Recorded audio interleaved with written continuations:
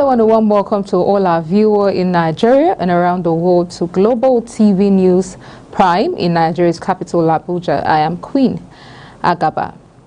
President Bola Ahmed Tinubu has approved yearly recruitment into the Nigerian Police Force, NPF. The Inspector General of Police, Kayode Egbetokun, has disclosed.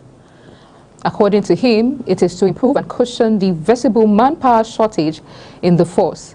Meanwhile, retired Inspector General of Police Mike Okiro has stated that the much talked about decentralization of the police would not achieve its desired objective, as the inherent factors that led to its failure in the past have not been addressed. Addressing officers and men of the Kwara State Police Command in Ilorin during a one-day visit yesterday, Egbetokun lamented that one policeman does the job of two policemen currently, noting that the increase in the manpower would be gradual. He stated that Tinubu has given approval for yearly recruitment into the force. Vice President Kashim Shettima is currently attending the 37th annual Akesan Day Celebration 2023 at Ikperu community in Ikenne local government area of Ogun. On arrival, the Vice President was received by Governor Dakpo Abiodun of Ogun, governors of Kwara and Kogi State, Speaker of House of Representatives Tajuddin Abbas, and other top federal and state government functionaries. Akesan is the mythical founder of Ikperu, an ancient town in Ogun, southwestern Nigeria. Oral history has it that Akesan was a daughter to an Alaafin who, along with her husband Ajagbe, migrated from Ile-Ife to finally settle in Ikperu around 13th or 14th century. National Assembly has pledged its continuous support for National Agency for the Control of AIDS, NACA, with legislative measures and interventions that will greatly impact on the agency's capacity to effectively deliver on her mandate. The Chairman, House Committee on HIV and AIDS, Tuberculosis and Malaria Control, Omobi Oga, made the pledge while addressing journalists about the forthcoming 2023 World AIDS Day in Abuja. Oga also assured that Parliament will work towards the increased budgetary allocation to fight against HIV and AIDS within the face of limited resources, adding that provision for legislative framework to protect the right of people living with HIV and other forms of discrimination and stigmatization will be made. Fauzia Lukman has the details. Chairman House Committee on HIV/AIDS, Tuberculosis and Malaria Control stressed the need for stakeholders to ensure the increase of domestic resourcing of HIV interventions, mobilize community members, particularly the prevention of mother-to-child transmission of HIV. He further called on Global Fund and donor agencies to increase their financial support and assistance to the National Agency for the Control of AIDS to ensure the target of ending HIV/AIDS by 2020 is met. All levels must own and sustain national HIV response towards ending AIDS by 2030. These community leaders include policymakers, service providers, traditional rulers, religious leaders, our business men and women, traders. We must all ensure that the increase of domestic resourcing of HIV intervention, mobilizing community members for gender equitable social norms and gender equality in the uptake of HIV prevention. In his welcome address, the Director General, NACA, Gambo Aliyu, charged all stakeholders to renew their dedication to the national HIV/AIDS response. He further called on community-led initiatives, strengthen partners and policies championing that will uphold the rights and dignity of all individuals, regardless of their HIV status.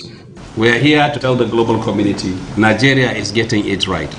As I am talking to you, we have nothing less than 1.6 million people that we have identified, we have placed on treatment, and they are doing well on treatment.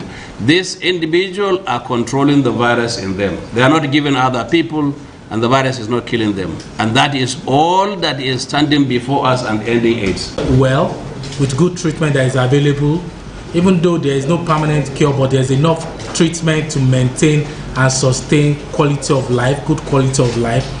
So this session again marks another one to say this time around we want the communities themselves to lead in terms of leadership, in terms of participation in their decision making, and in what we need as a country. Earlier, the management of National Agency for the Control of AIDS observed prayers ahead of the World 2023 World AIDS Day at the National Mosque in Abuja. Fauziya Lukman, Global TV News. Minister of Labour and Employment and Senator-elect for Plateau South, Simon Lalong, has received the 11 All Progressives Congress APC members-elect of Plateau Assembly declared validly elected by the Court of Appeal sitting in Abuja. He said their victory is for the progress of the Plateau people. He said it was important for the members-elect to pay a visit to the leader of the APC in Plateau State to appreciate his leadership and guidance throughout the period of the struggle. Plateau APC Chairman Honorable Rufus Bature was who presented the members-elect to the former governor, said the journey to their victory was long envisaged because of the failure of the PDP to abide by its own constitution and the Constitution of Nigeria. The federal government has promised to put measures in place to end the movement of illegal immigrants into the country to secure the country. The government stated that the era where aliens easily enter the country with fake travel documents must stop. The Minister of Interior, Olubunmi Tunji-Ojo, according to a statement on Saturday by the Director of Press of the Ministry, Afonja Ajibola, disclosed this when the Director of the Bureau of Public Service Reforms, Dasuki Arabi, visited him. The Kebbi State Governor, Nasir Idris, has pledged to sustain his support to traditional institutions in the state to encourage them to uphold the virtues of peace, unity, and stability. The Chief Press Secretary to the Governor, Ahmed Idris, disclosed this in a statement made available to journalists in Benin Kebbi on Saturday.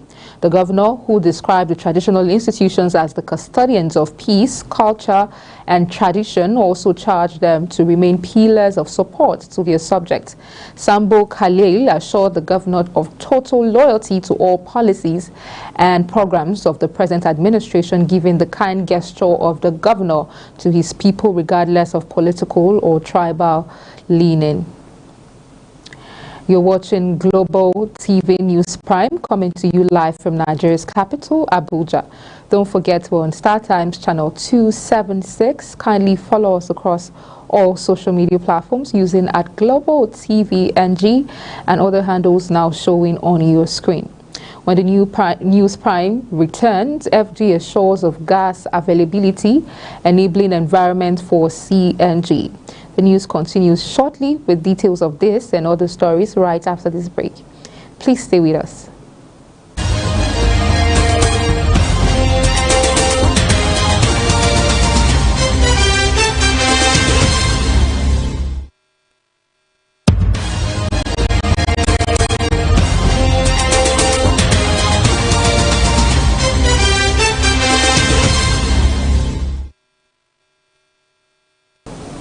Welcome back. This is Global Television bringing you live broadcast of the News Prime from Nigeria's capital, Abuja. On the foreign scene, 70 people have perished in widespread flooding in Kenya that had also driven tens of thousands of people from their homes. President William Ruto said on Saturday, describing it as an emergency situation. Kenya and neighboring Somalia and Ethiopia countries that are only just emerging from the worst drought in 4 decades and now experiencing devastating flooding caused by rains linked to El Nino weather pattern. Ruto said the cabinet would hold an emergency meeting on Monday to discuss recommendations on how to manage the crisis. Many roads, especially the northern part of Kenya, have been washed away, he said, leaving trucks carrying food, medicine, and fuel stranded. He said the Kenyan Defense Force had been called in to airlift supplies to marooned communities. Conflict-weary Somalia was admitted Friday into the East African Community (EAC) as the eighth member of the bloc as it seeks to expand free trade across the region. Somalia, whose President Hassan Sheikh Mohamud was at the summit, joins Burundi, the Democratic Republic of Congo, Kenya, Rwanda, South Sudan, Tanzania, and Uganda. The EAC, headquartered in the Tanzanian town of Arusha, where the summit was taking place, was founded in 2000 and works to encourage trade by removing customs duties between member states. It established a common market in 2010. The admission of the fragile Horn of African nation with a population of 17 million will boost the EAC market to more than 300 million people. Somalia also has the longest coastline of a mainland African country and will add more than 3,000 kilometers of shoreline to the bloc, stretching it from the Atlantic through the Indian Ocean up to the Gulf of Aden. Indian rescuers brought in a new digging machine Saturday to open a vertical shaft to free 41 workers trapped inside a collapsed road tunnel for 2 weeks after efforts through another route hit snags just meters from reaching the men. In the latest setback in frantic attempts to rescue the increasingly desperate workers, engineers driving a metal pipe through 57 meters of rock and concrete ran into metal rods and construction vehicles buried in the earth, just 9 meters from breaking through. Drilling with a giant earth-boring machine has stalled while using gas-cutting tools to remove thick metal grinders from inside the confined pipe.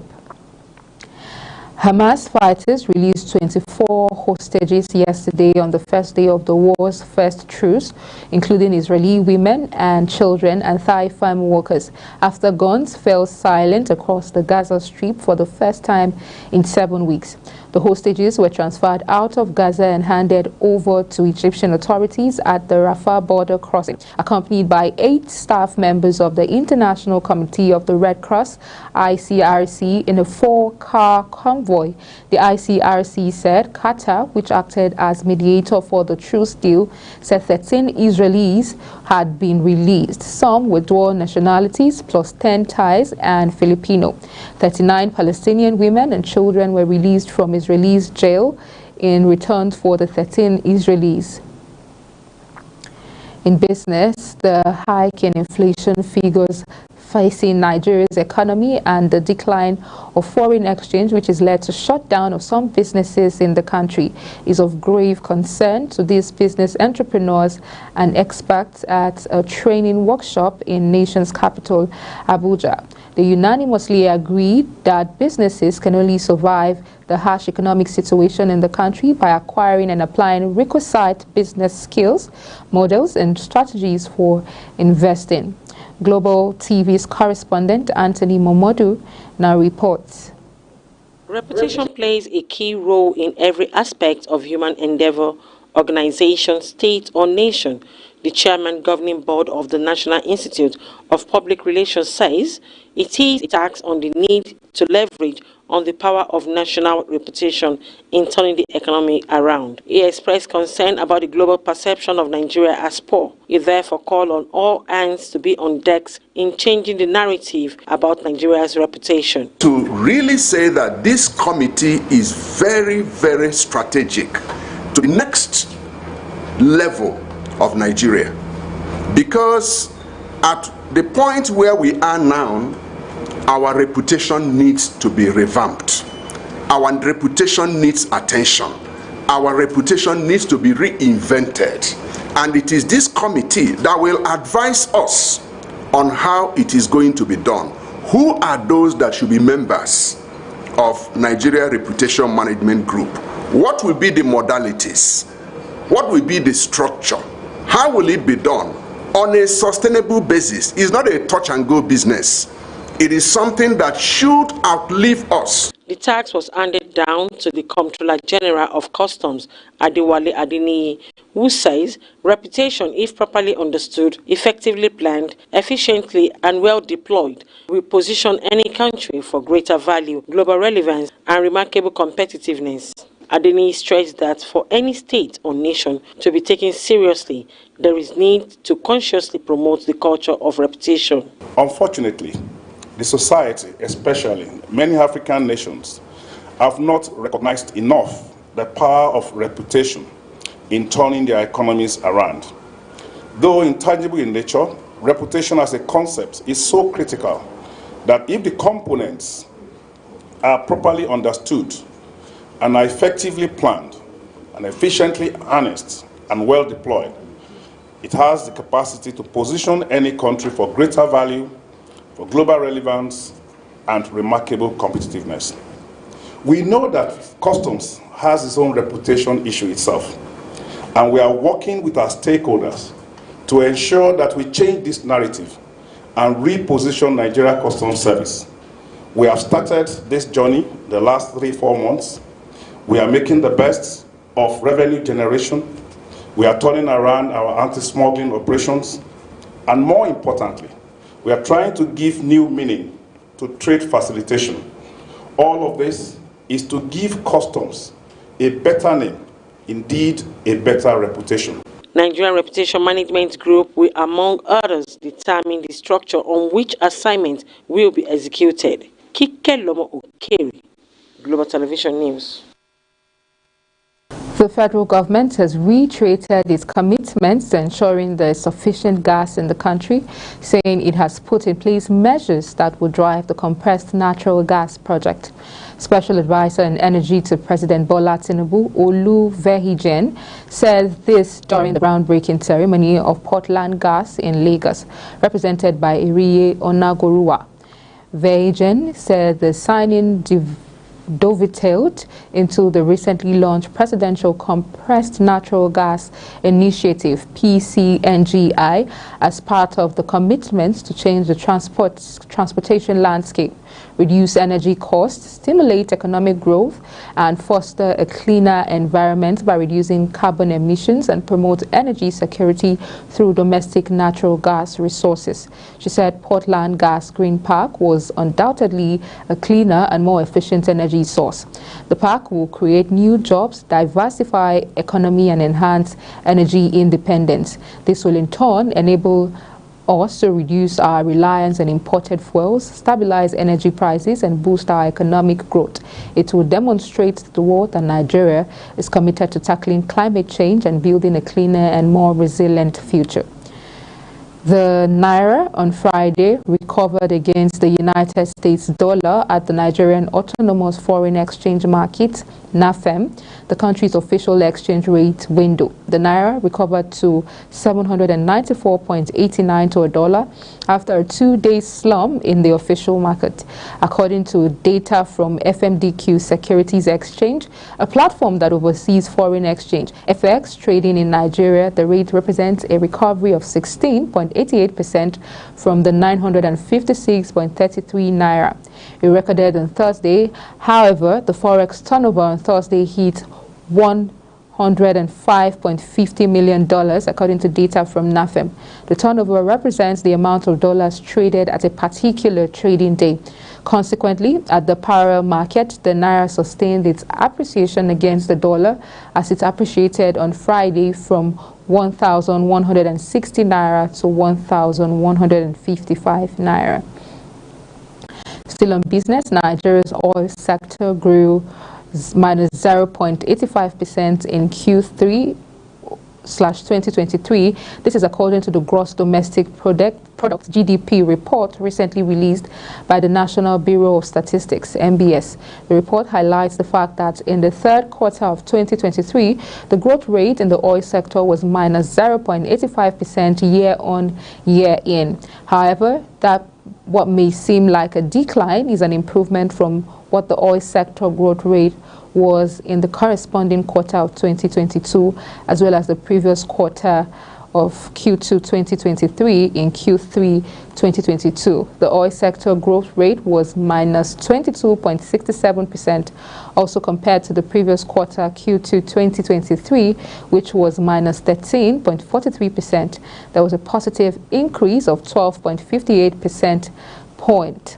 A part of the report stated, according to the GDP report, Nigeria's oil industry showed some improvements in production. The average daily oil output was 1.45 million barrels per day, which was higher compared to both the same period in 2022, which was 1.20 million barrels per day, and the second quarter of 2023, which was 1.22 million barrels per day.